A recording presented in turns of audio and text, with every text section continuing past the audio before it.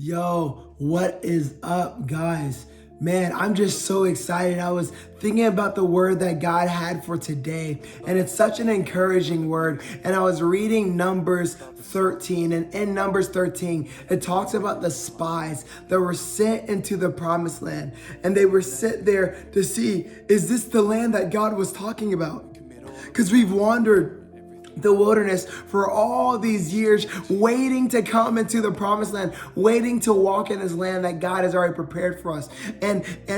So Moses sent out these spies, and he sent out the spies from every household, and they went and to look at this land. And for 40 days, they spied out the land, and they looked in the land, and they saw, man, this is a land flowing with milk and honey.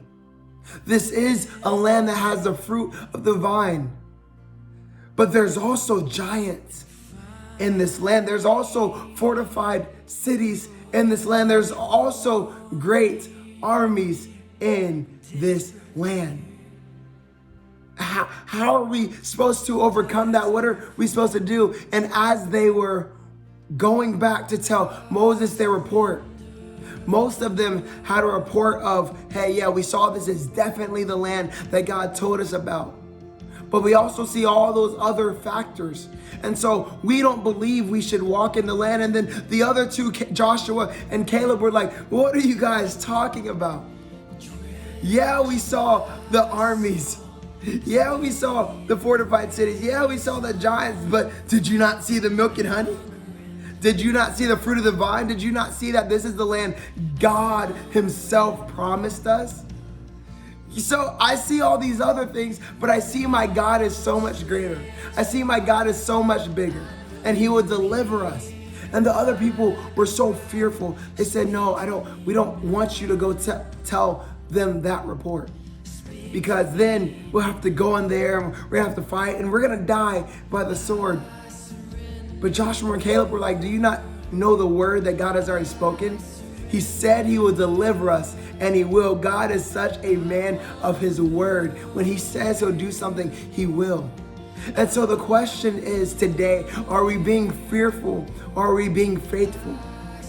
Are you someone in these situations who looks over the land that God has promised you? You look over the situation that God has been walking you through. And when you look at this situation, are you someone who crumbles in fear and says, there's no way I can make it through that? Or are you someone who gets empowered and says, although the situation is great, although the situation seems almost insurmountable, although the situation is even a little bit scary, I trust that my God will take me through. Well, guys, we have to choose to be a Joshua and Caleb in every situation. We have to choose to be on the side of faith. We have to be ones that surrender all to Jesus and say, God, I trust your word. I trust you are who you say you are. In 2 Timothy 2:15, it talks about a worker approved by God.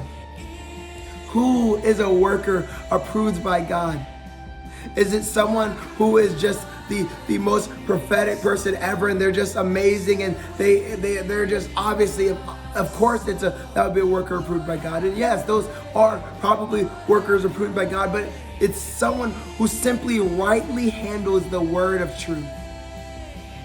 And it's someone who doesn't participate in irreverent babble. So what does this mean? It's someone who believes God is who he says he is. It's someone who believes that God will do what he says he would do. It's someone who believes that Jesus is who he says he was. And it's someone who will never go on the side of fear in a situation. They won't even participate in irreverent babble. It was the Israelites. They were grumbling and saying all this crazy talk, but Joshua and Caleb were the ones approved by God, who rightly handled the word of truth, who said, I know my God, and my God is so much greater.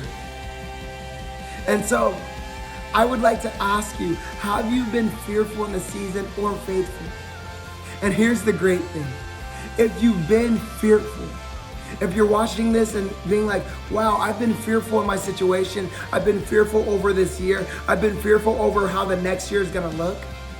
You have such a great opportunity at this moment to just give it to God and say, God, yes, I have been fearful.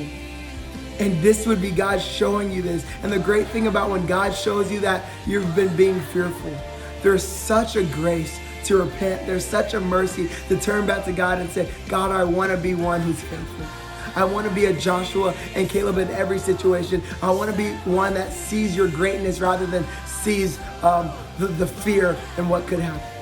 Because God's greatness, God's power, God's sovereignty is so much bigger than everything else. And so today is a day for us to say, God, you showed me. I couldn't have shown myself. You showed me I had been being fearful. But today I want to be faithful, and forevermore I want to be faithful, and I will rightly handle the word of truth over my life. I've had all these amazing words, God. People have said all these amazing things to me, and I will choose to believe it. I will choose to trust your word. I will choose to believe in the Bible, that the word is infallible, incorruptible, that every word in the Bible is truth. This is what I'm choosing this day. So I encourage you guys, choose ye this day. Choose to be people of faith and not of fear. God has called you to be the Joshuas and Calebs for this generation and in this time. Just say yes. Just surrender all to Jesus and say, yes, God, I will be your faithful few. So as always, God, love your God with all of your heart, with all your mind, with all your soul, and with all your strength.